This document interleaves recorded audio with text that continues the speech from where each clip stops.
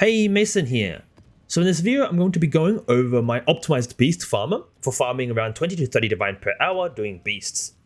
Beasts have a very big advantage, for me personally, is that you don't need to deal with map mods. You scour all your maps to white, and so there's no need for rolling them and no need for chisels and stuff like that.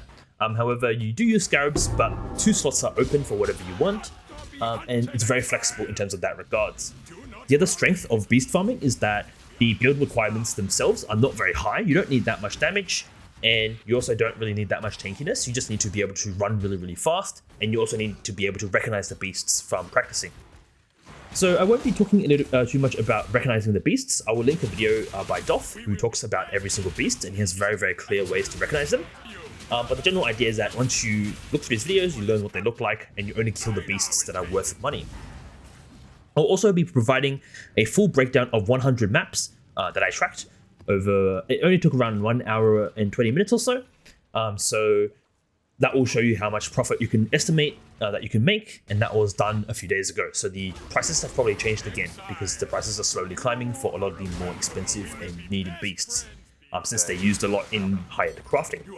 And just a disclaimer regarding beast farming, it's a bit more of a different type of strategy where you're focusing more on doing maps per hour, like speed, right? When a lot of other strategies, for example, they'll do Mirage, they will like be in their map for a very long time.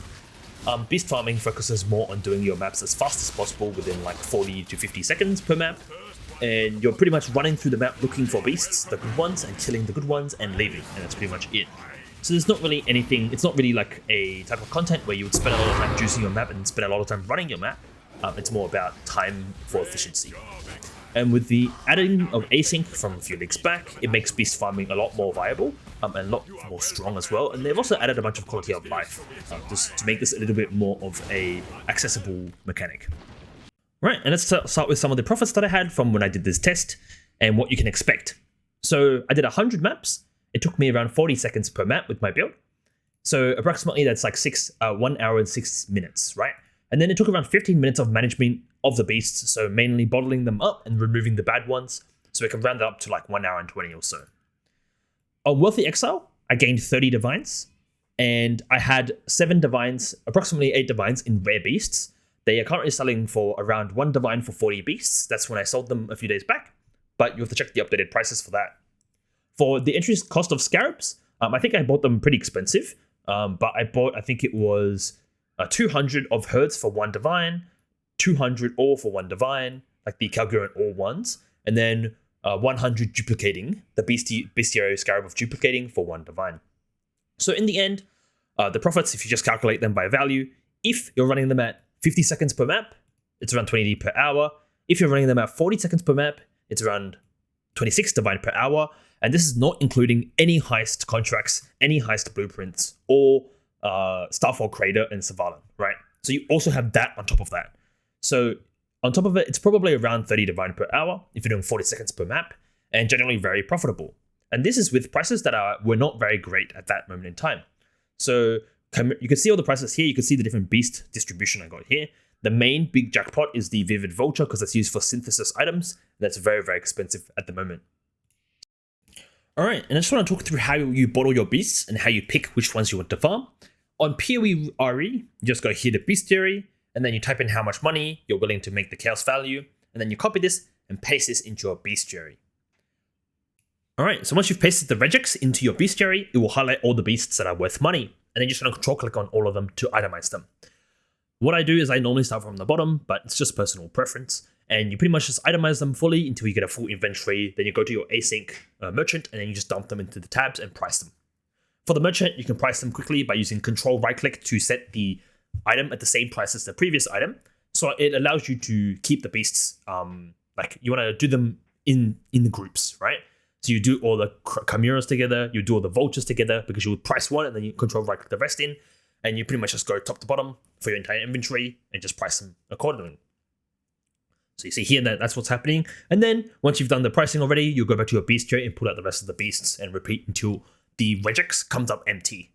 Now, after that, you'll be looking at rare beasts or just deleting the beasts that you don't want. I like to sell my rare beasts because they're actually quite in demand. For my personal price in this test, I got 1 divine for 40 rare beasts, And you get quite a decent amount of these, so it ends up being a lot of money. I think for me, in my test, it was around 8 divines out of 30 divines from the rest of them, right? So it's like 25% more money in this case, 20% more profits. So that's what you'll be seeing in the footage right now. I'm itemizing or deleting all the rare beasts, and for this, I specifically recommend that you start at the bottom of the bestiary, because whenever you take a beast out, it shifts all the other beasts forward. But if you start at the very, very bottom, and it's your last beast, or your last set of beasts, it should be a lot easier in terms of actually clicking.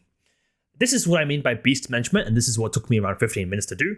I actually don't consider this very annoying, because I find it more enjoyable than rolling 20 maps, Alk, Scour, roll, right? And then doing chisels, and then managing like astrolabs, and then like, it's just like a bit of hassle to me. I don't really like the map rolling part. I actually rather just click the little beasts and itemize them. And if you really don't want to do this, just make sure you don't kill the beasts you don't want to pick up. That will save you a ton of time. So if all your bestiary is all beasts you want to sell, that's huge money. And you need to make sure you do this every now and then, because there's a beast limit. I think it's of 1,000 beasts in your bestiary. So you don't want to start hitting this limit and having your beasts being deleted. Now, once you do all the rare beasts, in terms of the ones with no logo, you just want to delete the rest of your beasts. There's a button in the top left of the bestiary icon, which is a red button that says release. You just click it and you repeat that until your entire bestiary is empty. This is why it's actually really important for efficiency to learn what beasts look like and decide whether you want to farm rare beasts or not, depending on the prices on the market. Because of this, right? If your entire bestiary is filled with beasts you want, then this becomes really, really quick and there's no extra management.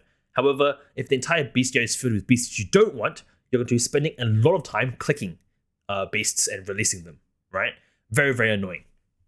Now I just want to show you how you price your rare beasts. What I do is I have an entire tab of just rare beasts, and then I have one beast sitting outside of it, and I'll price it like this, 1/40 divines. And then people will come and ping you for it, and you'll trade it like how it used to be with bulk, in terms of trading your entire inventory. One inventory is 60 beasts, so for example, if you're missing 2 rows, that's 60 minus 10. If you're missing 4 horizontal rows, sorry, not horizontal, vertical rows, that would be 60 minus 20, right? So it'll be 40 beasts. So that's how you judge how many beasts in your inventory when you're selling them quickly. And then here we have the most annoying part, the part that if you're more efficient at this, you will spend less time doing, but you're just deleting beasts. And just gotta take some time here. And yep, because no one wants to watch me delete beasts for the next, I think it was 3 minutes or something, I'm gonna go over the build now. All right, so onto the build I used. This build is a Viper Strike of the Mamba, Pathfinder with Queen of the Forest. Queen of the Forest is a very standard item that's used in heist speed stacking shells. You want builds that basically stack movement speed. And I've decided instead of using Toxic Rain, which is what a lot of people used before, I've decided to use Viper Strike of the Mamba. And that's pretty much because Viper Strike of the Mamba hits once and it hits very hard. And with the Pathfinder ascendancy here for poisons, it allows you to spread the poisons to the rest of the pack. So if you hit a pack of beasts, they will have one rare mob and a lot of small beasts. The small beasts will get poisoned, they will die. Then the rare mob will have the poisons from the small mob on it, allowing you to kill the beast very, very quick, like the main one that you want to kill, the red ones. So that's kind of the main idea around this build. The AoE on this is only 1.5 meters, so it's not going to hit the entire screen, and you actually don't want it to hit the entire screen because you don't want to accidentally kill beasts you don't want to capture, right? You want to be pretty targeted with your AoE so that when you hit a beast with your Viper Strike, it kills the rare beast and you can keep going. So that's kind of the fundamental idea of this. So the first thing to talk about is the stats that actually matter for beast farming. Generally for DPS, you want around 15 to 20 million DPS for comfortable beast farming in terms of red maps. However, because of the way Viper Strike works, you can pretty much get away with around 10 million DPS and you should be fine because you're hitting an entire pack, and then the red beast is getting all these small beasts. Their poisons are going to go on the red beast and kill it really quick for you. The next thing you need is a small amount of max hit so you don't just die. So in my case, I have around 10k fizz max hit, so 9k fizz max hit and 30k elemental. You're pretty much good to go with this. There should not be many issues in terms of the defenses there. Mainly because you have a lot of evasion to avoid hits, right? I'm getting my evasion from my Jade Flask, but if you don't have a Mage Blood, you will have less evasion, but it should be generally fine because beasts are not difficult. The next thing is a lot of movement speed. You see here I've got 500% move speed, and that's kind of the fundamental thing that makes beast farmers really good for heist as well. Because you're moving so fast, it allows you to actually do heist, because in heist, the only thing that matters is speed and defenses. So in terms of beast farming, they can go dabble in heist, but heist farming can't really do beast because heist farmers generally don't do damage. That's why we've invested a bit into Viper Strike of the Mamba. But by investing in Viper Strike, we lose some of our tankiness in terms of mitigation, like block and life on block. because we don't have items or gear to kind of supplement that. All right, I'm going to first talk about the gear itself. So this weapon here is a standard non-perfect agony Pathfinder weapon for Mamba Strike. The idea is that you want to get hits can't be evaded, so you don't have to invest in accuracy at all. And the rest of it's just really good stats you want. You want as much flat damage as possible. In my case, I have lightning that's been fractured as well as fire. And then you want dot multi, you want the crafted, and then you want crafted chaos dot multi, and hits can't be evaded. The way you craft this is you will alt spam on pneumatic bases that are level, I think it's 82 plus, because that's the highest item level for flat damage. And then you'll recombinate. You will recombinate two prefixes together. So generally it'll be like added lightning and added fire or added cold. Lightning is probably generally the better one because it rolls much higher. And you recombinate, so you have one item that has two prefixes, so lightning and cold, and then one item that has one prefix and one suffix, and it doesn't matter which one is. The suffix you'll be looking for is damage over time multi. Once you've recombinated these two together, you will then do standard recombination of, so it'll be like 2P, and then recombinate into 1P, 1S, which is just prefix and suffix. And then that will ideally give you a 3-mod item, which is 2P and 1S. And then you'll just craft kind of crafted modifiers, multi-mod, and then chaos damage over time and hits can't be evaded. If you want to make this cheaper, you can have one of the daggers be a naturally rolled flat damage roll. So what I mean by that is like you get a roll that you get from alt spamming, and then the other one can be a respective essence, right? Because the essences can give you flat damage as well. They won't be as high, so I wouldn't recommend lightning. You would roll for something like, you would roll for lightning with alterations, and then you'll use either fire or cold essences, and then you'll recombinate from there as your two prefixes. Just make sure that if you're doing this, you don't have two daggers that both have essence prefixes. They won't go into one item. It's not possible for recombinators to do this. And then the one more thing to keep in mind is that this item is actually very, very nice to craft because there's a new harvest mod that allows you to change attack types. So you can just roll flat fire and roll it into attack, or you can roll flat fire and turn it into a flat lightning damage. So that makes crafting this a lot easier. In terms of cost, I think getting full tier 1 is probably around 20 divine, but you can pretty much settle with tier 3 or tier 2 and you should be fine. Same thing as here, exactly the same dagger, pretty much no difference here.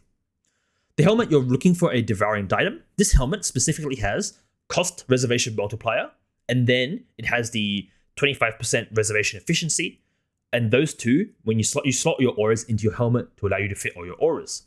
One thing to keep in mind is that if you do not have this helmet or it is League Star and this particular corruption is expensive, you could just drop one of your auras. In particularly, you would drop Flesh and Stone, which is over here. So you just drop Flesh and Stone, and that should give you enough aura reservation to fit this in. Otherwise, you can also drop Grace. However, the Grace is really nice for defenses.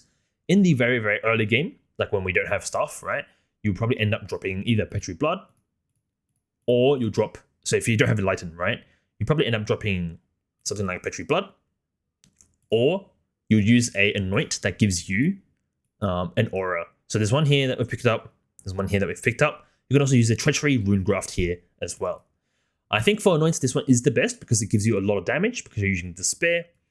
However, you can also go with a Reservation Cluster as well. That's also a different option you can have, but you'll have to drop one of your low tolerance clusters.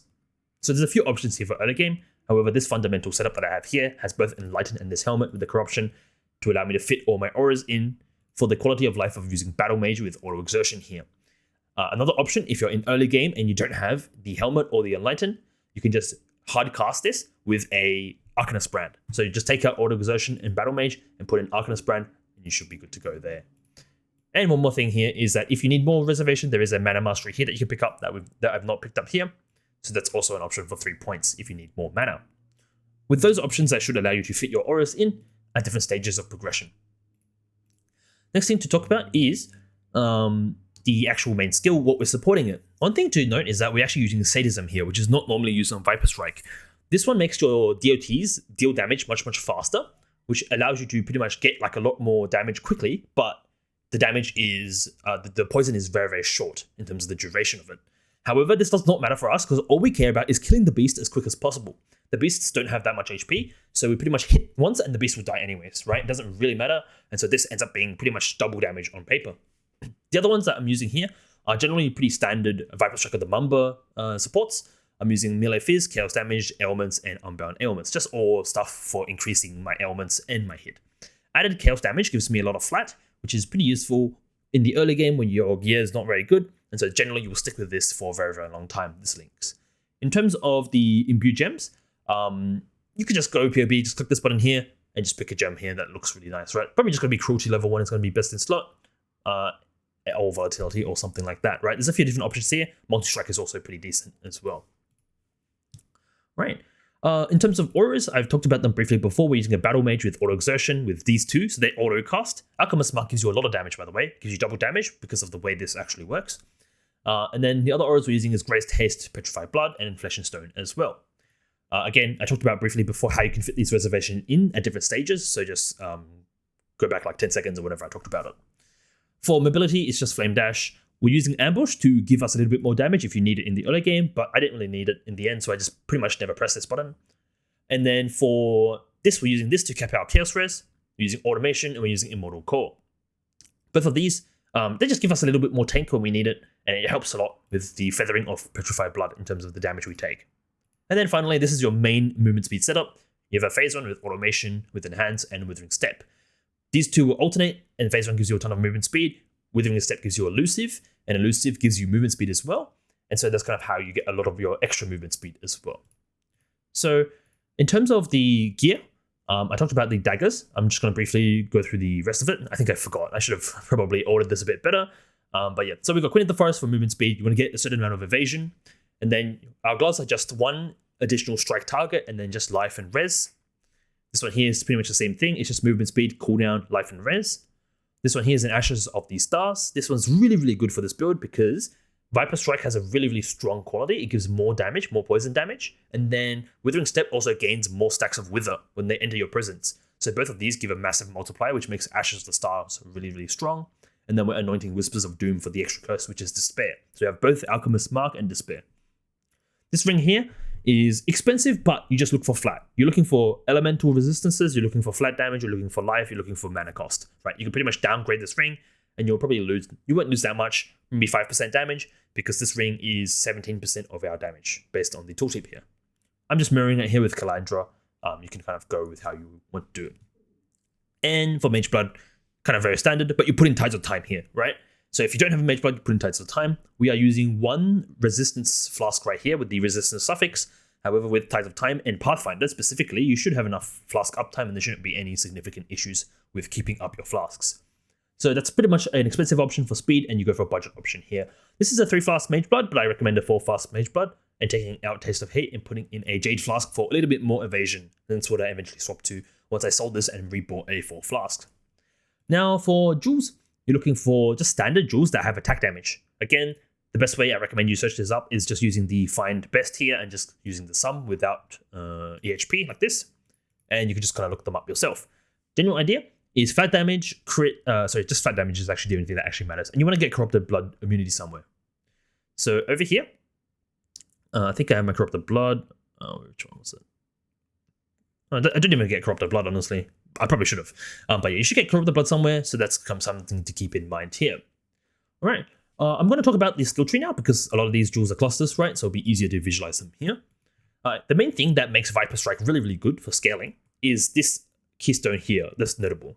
Poisons you inflict on non-poison targets deal 300% increased damage. And you can see here that Viper Strike has text that says can only inflict one poison at a time, right? It cannot inflict multiple poisons in the same hit, cannot inflict poisons on poison enemies. So pretty much, these notes just become 300% increased damage for Viper Strike.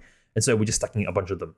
These are 5 passive voices, so you just go low tolerance, low tolerance, low tolerance, and 3 of these down here. That's how you get all your increased damage. And then the rest of the scaling all comes from your crit. Your flat damage, right? So stuff like your weapons, your ring, Calandra's Touch also gives flat, and your jewels as well.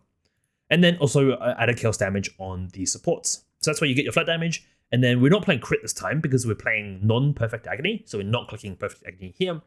So instead, our next level of scaling will just be stuff like dot multi, right? So you get 200% dot multi from a lot of these nodes here. And then that's pretty much how you scale these 3 nodes. We don't need that much damage because we're beast farming, so there's not really any point of scaling it in a different way. So in terms of efficiency, this ends up being very, very efficient in terms of the damage and the cost. All right, now talking about the rest of the tree. Most of it's pretty standard. I'll just point out that a lot of these movement speed nodes here that we're taking, so this is a lot of movement speed nodes here. I think there's a suppress node here clicking here, but I'm not even suppress capped, right? And I don't even have the suppress wheel here. So you probably want to grab suppresses lucky if you're going to actually click this, otherwise it's kind of useless. You can just unspec these nodes here. I didn't really feel the need to actually click suppress. Like I didn't really feel like I needed to click suppress for doing beasts, right? The rest of it's just really standard and standard life flask stuff. A lot of movement speed and evasion because we need to get our Queen of the Forest, as well as onslaught effect over here, and supreme ostentation so we can tattoo the rest of our tree, which I've not done here, but you can do this if you want to keep min-maxing this character. The one thing I want to point out is the elusive effect tech that we're using here. So this elusive rune graft here says the elusive effect is increased for the first 2 seconds, right? So in case you have no idea what elusive does, which is actually the same for me, you see here, it starts at 100% effectiveness, and it grants the following stats, and it loses 20% per second until it hits 0, and then it just drops off, right? So this will take 5 seconds. You start at 100%, 80, 60, 40, 20, 0, and then your elusive will drop off and you can reapply it. What this rune graph does is it makes it so that the elusive effect is increased for the first 2 seconds. That means we start at 100%, and then we go to 120, and then we go to 140, and then we go back down to 120, and then we go back down to 100, and we go back down to 0. This is really, really strong. Okay, so the first thing is that we want to have our elusive up as much as possible. And so we want to pretty much get rid of it as soon as it's losing value, like in terms of its effectiveness. And there's another support from the ascendancy that we get for doing this. So this is actually not updated. I'll quickly just briefly update this. But we're using the Oshabi ascendancy for this node here, Vivid Cat. And then what I'm dropping is I'm dropping Master Surgeon like this. So what Vivid Cat gives us is it says that it has a 50% chance to be removed at 100% effect. And then the second line is like whatever, right? Marks are really good though. It does increase our Alchemist mark damage, but it's just like whatever. So the main thing with this is that because of the way Withering Step is worded, it actually starts at 140%. You see here, it says 40% increases effect of elusive from the skill. So you assume that it's 100% and then plus 40, so 140% to start with. And then because of this rune graph, we're going up to 160%, and then we're going up to 180%, and then we're dropping down to 160, 140, 120, 100. And then when we hit 100, we have a chance to remove it with the Vivid Cat, which is a 50% chance to remove it. And then as soon as it gets removed, because we're automating our phase run, our Withering Step, it will pretty much just proc again. You'll get Withering Step up again. The elusive buff will be reapplied to you at full effect, so 140% to start with, going up to 180, and then you get a ton of movement speed from this, right? This thing gives 30% movement speed at base, so at 140, it's around like nearly 45% move speed, and then at 180, it's like higher than that, right? It's nearly, whatever it is, 60% move speed. I think it's like around 50% or 55%, right? So the effectiveness of this is really, really strong for giving us movement speed, and that's how we're hitting 500% move speed here. You'll see that I don't even think I have elusive ticked. Oh, I do have elusive ticked here. You can see that by itself, it gives us like 50% move speed, 40% or so, right? So it's really important in terms of that regard. And it also ends up giving us damage because of the way the mark effect works on this with Alchemist Mark, which is like 25% damage. All right. In terms of that, that's pretty much the only tech in terms of elusive.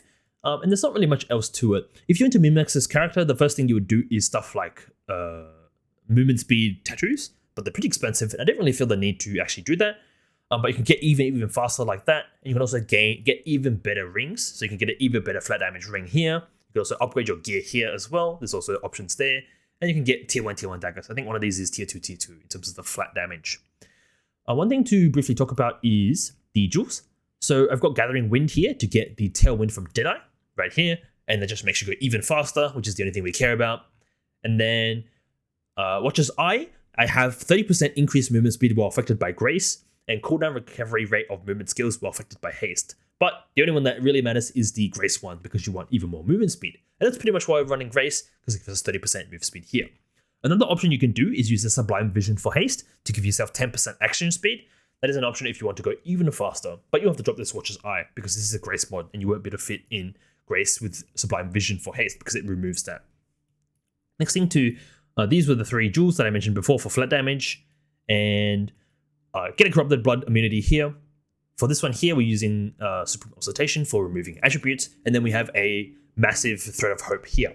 What Thread of Hope allows us to grab is 5% move speed here, life and life on kill, and then 6% move speed here, but there's also 2-3% here if you have more levels, and 5% move speed here, and 5% move speed here. So it's pretty much just 5% move speed. There's some life here as well. But this Thread of Hope is really, really efficient because it gives us a ton of move speed. You see, if I take this off, I go down another 20 move speed or so, right? So it's just very helpful in getting move speed. You just want to get as much move speed as possible on your character to make yourself run faster through the maps. All right, I think that pretty much sums it up for the actual build explanation. I'm going to re-import my character and then just give you an updated version because there's a few changes like the Jade Flask and the 4-Fast Mage Blood. And one of the jewels has Corrupted Blood immunity. But that's pretty much it in terms of the way the character functions. For my personal opinion, I think this is the best beast farmer in this league simply because the Viper Strike stuff with sadism. So you hit once, the beast just instantly just dies 100 to 0. And there's no need to aim your Toxic Rain. There's no need to wait for delayed damage because Viper Strike is very, very fast. It's just one hit and it's pretty much instant in terms of this damage because of sadism's support. Okay, that's going to wrap it up for this video. I'm going to be making a short video on some of the learnings that I had over the league so far. And then I'm going to be playing an SSF character probably tomorrow, starting a new character in SSF and seeing how that goes and trying some stuff there. In terms of the learnings, it will be a bit more of a casual video. It will be talking about several other setups I've played. So I'll just very quickly just explain. I played a Perfect Agony setup here. So I played a pre-Perfect Agony Mamba Strike. I played a Perfect Agony Mamba Strike. You see to around 10 million DPS with the Hateful Accuser ring. I'm not sure if it's here. But I played a few different setups and I just want to talk about some of the scalings and some of the learnings I had. I've also played a KBOC Necromancer as well, did 2 million damage, but that's one projectile. It was pretty much good to do tier 16 juiced. I think this skill's like actually absurd. And then I also played Bob and I tried to push him to 4 stone. So I was curious about how you level Bob and whether he can actually be 4 stone viable in SSF. And the answer is unfortunately no, but I'm going to be talking about this in detail in the next video. All right, that's going to wrap it up here. Thanks for watching. If you have any questions or comments, just chuck them below. And if you enjoyed the content, like and subscribe. Cool, I'm out.